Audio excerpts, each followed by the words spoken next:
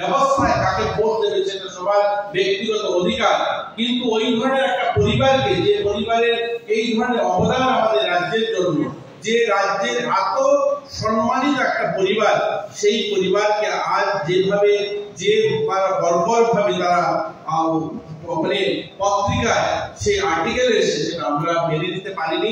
আমি ব্যক্তিগতভাবে মেনে নিতে পারি। আমার ভারতীয় জনতা পার্টি সরকারের যারা প্রতিনিধি আছে, পার্টি কার্যকর্তা যারা আছে, আমরা সবাই এটাকে খণ্ডন করি, আমরা সেটাকে ধিক্কার জানাই। আর সর্বশেষ বলবো, আমরা কৈলাসহরবাসী যারা আছি, আমরা সাংস্কৃতিক শহর বলি কৈলাসহরকে। এখানে সাংস্কৃতিক প্রেমী লোকরা, আমরা ছোট শহর হতে পারি কিন্তু আমরা কৈলাসহরে প্রতিনিয়ত এই গড়টাতে আমরা দেখি এখানে সঙ্গীত চর্চা হয়, এখানে সাহিত্য চর্চা হয়।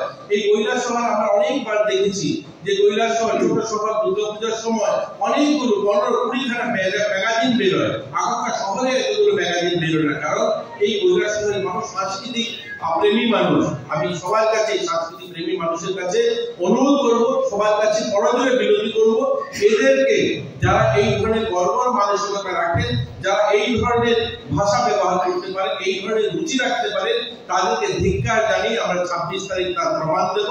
26 তারিখ ভোট বাক্সে সেটা তারা প্রমাণ পাবে। এই কথাগুলো বলে সবাইকে শুভেচ্ছা অভিনন্দন জানিয়ে আমি আমার আলোচনা শেষ করলাম।